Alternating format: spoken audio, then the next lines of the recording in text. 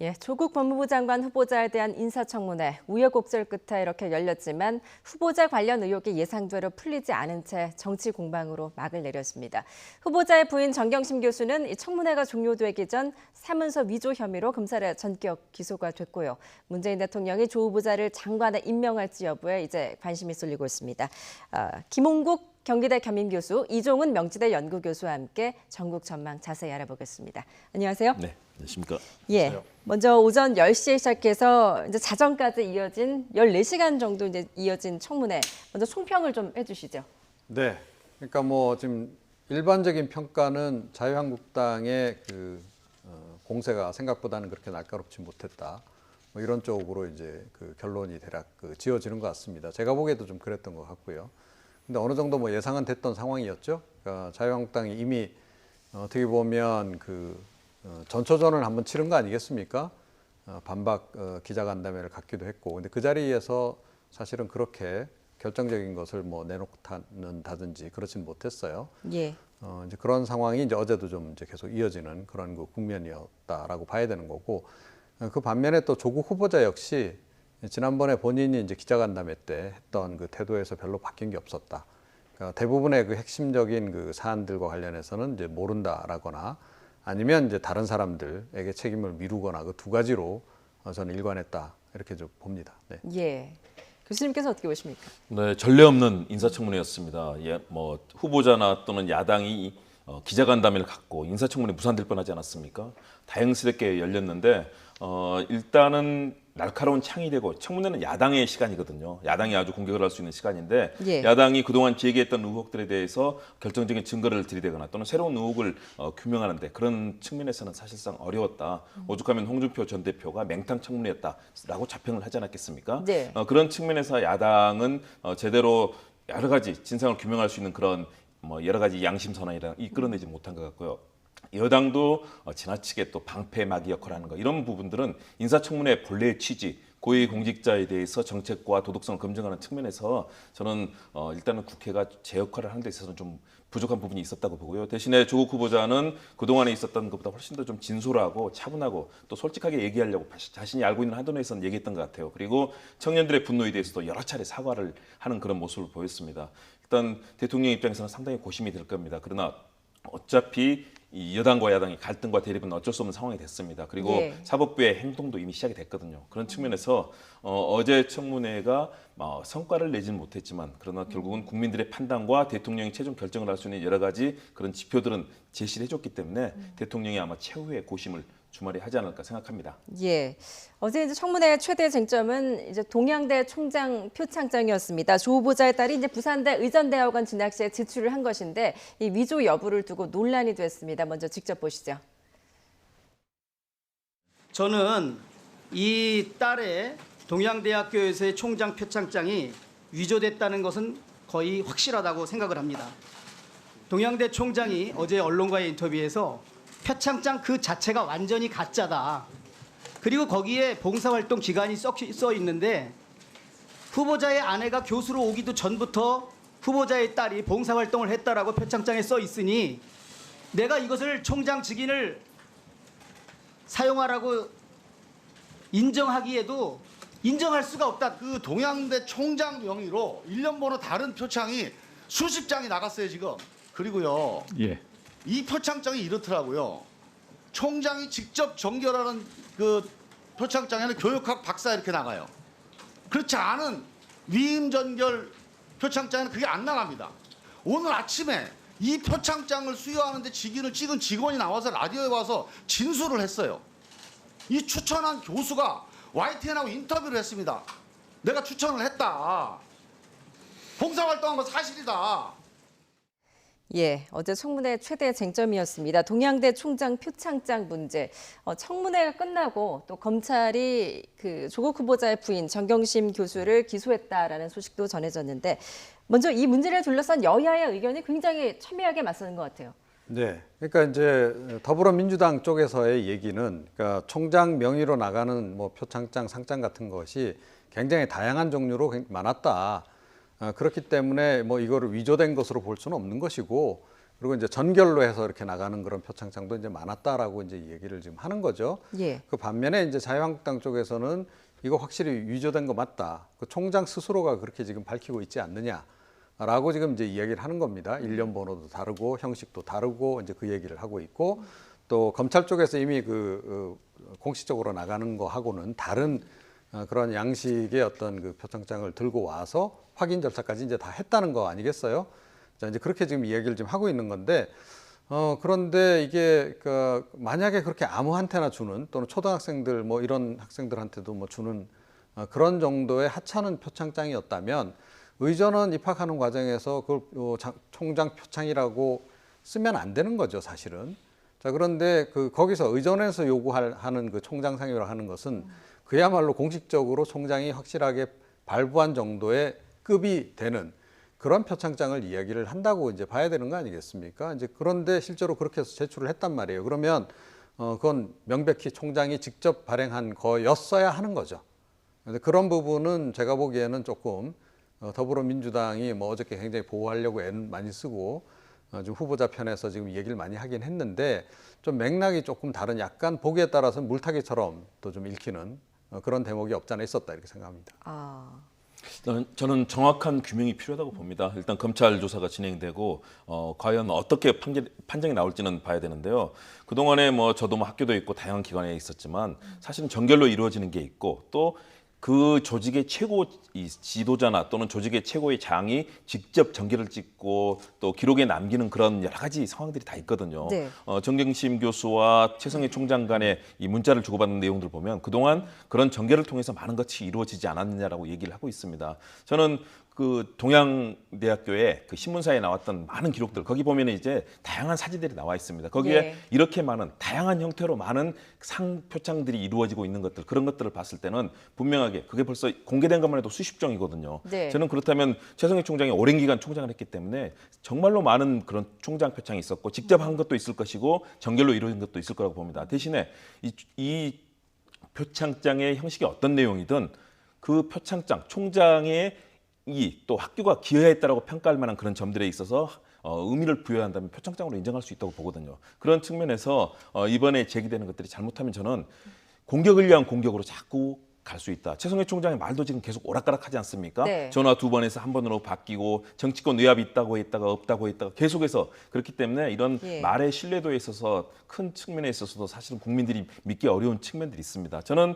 이런 모든 사안에 대해서는 철저하게 의심하는 방식으로 가야 되는데 대신에 형식적인 측면도 분명히 인정할 부분이 있거든요. 그런 측면에서 검찰 조사에서 최종적으로 이 부분은 판결이 날 거고 이미 검찰에 또 부인을 기소하지 않았습니까? 예. 그렇다면 이 부분은 판결을 통해서 최종 결론이 날 것이기 때문에 그 부분은 기다려 봐야 되는데 표창장 논란은 저는 충분히 가능한 부분을 여러 증거들을 통해서 보여줬다. 그리고 야당이 이게 조작된 것이라는 걸 직접 규명하지 못했다는 측면에서 지금은 이 사안을 앞으로 검찰 조사를 통해서 좀 지켜볼 필요가 있다고 생각합니다. 예. 아니 검찰이 기소까지 했단 말이에요.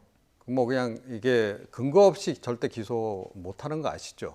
만약에 검찰이 이렇게 근거 없이 기소를 했다가 어떤 지금 역풍을 맞을지 모르는 상황이에요. 더군다나 지금 굉장히 이게 지금 뭐 청와대로부터도 압박을 받고 있고 여당으로부터도 압박을 받고 있는 건데 증거 없이 그렇게 쉽사리 기소를 했을 거라고 단정할 수는 없다. 그리고 중요한 것은 조국 후보자 딸이 인턴을 실제로 활동을 했다라고 생각되는 그 기간, 이야기하고 있는 그 기간, 그리고 그 당시에 이제 실제로 공식적으로 발급할 수 있던 주체였던 그 당시 센터장께서는 자기는 발급한 일이 없다라고 지금 이야기를 하고 있고, 그러니까 조 후보자 부인이 이제 그 전에 이제 관계하고 있었던 어학원 그 원장 명의로 지금 발행을 했다는 거 아니에요? 그래서 이게 지금 문제가 되는 거 아니겠습니까? 그런 팩트 부분에 대해서는 정확하게 우리가 좀 어느 정도는 좀 인정을 할 건 하고 넘어가자. 이렇게 그건 아직 규명이 안 된 팩트고요. 저는 그 내용들을 그래서 다 확인해야 된다고 봅니다. 그리고 예. 검찰의 최근 이런 여러 가지 기소, 특히 공소시효 이제 7년의 마지막 날 맞춰가지고 더 이상 넘어갈 경우에는 이제 이 부분에 대한 기소가 어렵지 않습니까? 예. 그런 측면에서 검찰이 사실은 무리한 저는 기소를 했다고 봅니다. 왜냐하면 관련되는 피해자라든가 사실은 그 조사의 절차를 밟아야 되는데 그런 시간에 쫓겨서 사실상 제대로 된 조사가 이루어지지 않는 가운데 이루어졌고요. 나머지 부분들도 충분히 저는 검증할 수 있는 측면들이 있는데도 불구하고 검증이 되지 않은 상태에서 무리한 추정으로 이것을 잘못했다 또는 범법이다라고 얘기하는 것은 굉장히 무리한 일이다. 이번 기간 내내 118만 건, 정말 대한민국 역사상 있을 수 없을 정도로 상상할 수 없는 흠집내기, 가짜 보도 얼마나 많았습니까? 저는 그렇기 때문에 이번 사안에 대해서는 좀 명명백백하게 진상을 규명해야 된다. 자칫해서 그런 억울한 피해자를 만들어냈을 때 그 책임, 그렇게 발언하신 분들, 가짜뉴스 또 무리한 흠집내기 공격했던 분들 그 책임 어떻게 질 겁니까? 예, 알겠습니다. 어제 청문회 최대 쟁점이 이제 동양대 총장 표창장이었던 만큼 두 분의 의견도 지금 굉장히 첨예하게 엇갈리는 것 같습니다. 이 표창장 논란, 조 후보자와 최성해 동양대 총장 간의 통화 사실에 대한 진실 공방으로까지 확산이 됐는데요. 조 후보자가 최성해 동양대 총장에게 전화를 걸었다는 것인데 먼저 화면을 함께 보시죠. 오촌 조카하고 통화를 하면 의심을 받고 의혹을 살 수밖에 없다는 것을 잘 알고 있는 분이 동양대 총장과 직접 통화를 합니까? 답변 드리십시오. 네, 그거는 저 보도를 보았습니다. 제 처가 이 조국 수석과 후보자와 통화를 했습니까? 안 했습니까? 제 처의 통화 끝에 받아서 자, 하지 않았습니까? 그죠? 네, 제가 듣기로 동양대 총장께서 파일을 갖고 있다고 합니다. 녹음. 앞에서는 의혹이 생기기 때문에 해당자와 통화를 못한다 그러고 뒷구멍으로는 그 의심이 있는 사람과 통화를 하고 있습니다. 우리 국민들은 위증 교사 혐의와 증거인멸 교사 혐의에 범죄 혐의가 있는 사람이 대한민국 법무장관 후보자석에 앉아 있는 장면을 목도하고 있습니다. 송구하다 말씀드리고 사실대로 좀 밝혀달라라고 말씀드렸을 잘한 뿐입니다. 겁니까? 오촌 조카와 통화 안 한 것과 동양대 총장과 통화한 것이 어떻게 틀립니까? 전혀 다르다고 생각합니다. 다릅니까? 네. 예, 그러니까 정리를 해보면 자유한국당은 이제 조 후보자가 그 최성해 총장에게 거짓 증언을 종용한 것이 아니냐는 것이고 조 후보자 측은 한 차례 통화는 했지만 회유나 청탁은 없었다 이런 입장인 것 같습니다. 이 논란에 대해서는 좀 어떻게 보십니까? 우선 전화를 건 것부터가 좀 비정상적 아닌가요? 그러니까 지금 이제 조 후보자 부인 같은 경우에는 이 통화 직전에 검찰이 그 사무실까지 압수수색을 했습니다. 자, 그러면 본인이 수사 대상인 거잖아요.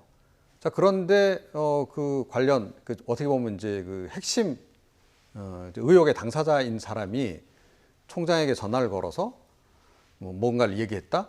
그것 자체가 사실은 매우 부적절할 뿐만 아니라 당연히 이거는 뭐 그 회유성이거나 또는 협박성으로 전화를 했다라고 볼 수밖에 없는 거죠. 게다가 후보자 당사자가 또 전화 통화를 직접 했어요. 본인 얘기는 아내가 너무 흥분해 있었고, 예, 그래서 좀 이제 자기가 이제 중간에 들어가서 이야기한 내용도 그러니까 사실대로 뭐 말씀해 주셨으면 좋겠다라고 얘기를 했다라고 지금 얘기를 하는데, 자, 그렇다고 해서 그게 회유성 내지는 협박성이 아니냐는 거죠. 요즘은 조폭도 협박할 때, 예, 과거식으로 뭐 당신 뭐 어떻게 할 거야 이런 식으로 협박 안 하잖아요. 부드러운 얘기로 건강 잘 챙기십시오라는 식으로 얘기를 하죠. 우리 드라마에서도 많이 봤지만 그래도 협박은 협박인 겁니다. 자, 그래서 이 전화 걸은 것 자체가 사실은 그 행위 자체가 저는 뭐 거의 그건 협박이다라고 좀 볼 수밖에 없다라는 거예요. 그래서 사실은 뭐 어저께 뭐 그 내용 가지고 논란이 있긴 했습니다만 저는 기본적으로 내용은 그렇게 중요한 게 아니고 오히려 전화를 걸었다는 그 행위 자체가 저는 이제 그건 뭐 당연히 그건 의혹을 살 수밖에 없는 그런 사안이다. 이 민감한 시기에 그렇게 생각을 합니다. 예. 네, 통상적인 상황이라면 좀 뭐 예. 그렇게 볼 수도 있습니다. 그런 일이 또 협박이라든가 있어서는 안 되는 거죠. 그거는 만일에 그랬다면 그것은 도리어 더 큰 문제를 불러일으킬 거고요. 그런데 일단 최 총장의 발언들이 계속 오락가락하고 있습니다. 번복되고 있습니다. 횟수도 달라지고 있고 또 외압이 있었다고 했다가 없었다고 하고 이런 발언들의 일단 신뢰가 일단 문제가 있어 보이고요. 일단은 조국 후보자의 부인 정 교수가 일단 먼저 이 총장과 같이 문자 보낸 내용을 보면 그동안에 있었던 여러 가지 정결의 문제 그리고 제대로 좀 얘기를 해달라. 분명히 있었던 사실을 왜곡해서 지금 언론 보도가 나가고 있기 때문에 이 부분을 확인해달라는 문자 메시지를 보내고 이것이 이루어지는 상황에서 저는 같이 이 상황을 보는 입장에서 부인은 충분히 저는 거기에 대해서 제대로 정확하게 진실을 얘기해달라고 얘기했을 거는 저는 충분히 가능하다고 봅니다. 이걸 예. 협박이라고 본다면은 더군다나 아랫사람이 교수가 총장에게 협박을 한다. 저는 그렇게 쉽지 않아 보이고요. 그리고 통상적으로 이 부부관계를 고려했을 때 아내가 흥분하고 뭔가 괴로워서 통화를 이어가지 못하는 상황에서 이 상황을 종료하기 위해서 남편이 전화를 받은 것 아니겠습니까? 예. 전화 통화 말미에. 그리고 거기에 대해서 있는 그대로 여러 가지 혼란스러운 상황이 있기 때문에 진실을 밝혀달라고 하는 것, 이것을 협박이나 회유로 본다면 이것은 저는 도리어 상황을 왜곡하는 것이다. 최소한도 여기서 뭔가 이걸 회유하거나 아니면 다른 방향으로 전환하기 위한 그런 어구들이 있어야 될 텐데 그럴 가능성은 지금 상황에서 만일의 경우 그런 일을 했다면 결국은 후보자의 도덕성뿐만 아니라 모든 것이 침몰하는 상황 아니겠습니까? 예. 그리고 저는 장제원 의원의 질문도 문제라고 봅니다. 녹취가 있다라는 사실상 속임수 기망식 질문으로 후보자를 유인하려고 했어요. 저는 국회의원, 헌법기관인 청문위원이 저런 식으로 속임수로 질문을 하는 것들 물론 본인이 있다고 믿었을 수도 있습니다. 그럼에도 불구하고 없는 걸로 지금까지는 드러나고 있지 않습니까? 그리고 여러 가지 이런 청문위원들이 이 지나친 태도들, 뭐 여상국 위원장 같은 경우는 아예 뭐 사퇴하라고까지 압박하지 않았습니까? 예. 그런 측면에서 조국 후보자에게 지나치게 많은 이 억측과 또 흠집내기 속에서 이런 식의 진행이 되는 것 아닌가? 저는 정확한 것은 진실이다. 예. 라는 측면에서 이 부분을 정치권에서 청문회를 통해서 확인되지 않은 부분들은 결국은 검찰 이 조사와 이후에 또 이미 판결까지 갈 수밖에 없는 상황이 됐습니다. 이걸 통해서 좀 진실이 밝혀지는 게 중요하다고 봅니다. 예, 녹취 파일이 존재하지 않는다면 이제 진실 공방은 계속될 수밖에 없는데 말씀하셨듯이 이제 검찰이 정경심 교수를 재판에 넘긴 만큼 재판 결과도 굉장히 주목이 되는 부분입니다. 그런데 이제 어제 청문회가 거의 마무리가 될 무렵에 이제 검찰의 기소 소식이 전해지지 않았습니까? 아무래도 공소시효를 좀 많이 의식을 한 거겠죠. 네, 그렇습니다. 그러니까 이 표창장, 그러니까 위조된 것으로 추정되는 표창장이 이제 발급된 시기가 그러니까 2012년 9월 7일이라는 거죠. 그래서 이제 공소시효 7년이 이제 그 만료되는 시점입니다. 어저께 0시가. 그래서 이제 그걸 일단 의식을 해서 그러니까 이 검찰 쪽에서는 이거 뭐 혐의는 확실한데 그냥 넘어갈 수는 없다. 이렇게 생각이 돼서 이제 기소를 한 것으로 일단 추정이 되고요. 그리고 이제 그 이후에 뭐 소환 조사도 하지 않고 곧바로 이렇게 기소하는 법이 어디 있느냐. 조국 후보자 스스로도 그렇게 문제 제기를 하고 예. 지금 이제 여당 쪽에서도 뭐 이제 무리한 그래서 기소다라고 이제 얘기를 하는데 최근 며칠 상황을 생각을 해보십시오. 소환 조사를 할 수 있는 상황이었습니까? 검찰이 얼마나 청와대가 압박을 했습니까? 검찰을. 그리고 압박 정도가 아니고 거의 공격이었죠. 자, 여당은 어땠나요? 여당 역시 대표를 비롯해서 전부 다 나서서 지금 어제 사실은 인사청문회 과정에서도 그러니까 여당 의원들이 집중적으로 공격한 게 사실은 검찰이었잖아요. 이렇게 공격을 받고 있는 상황에서 만약에 인사청문회를 앞둔 상태에서 정경심 교수를 소환했다라고 전제하십시오.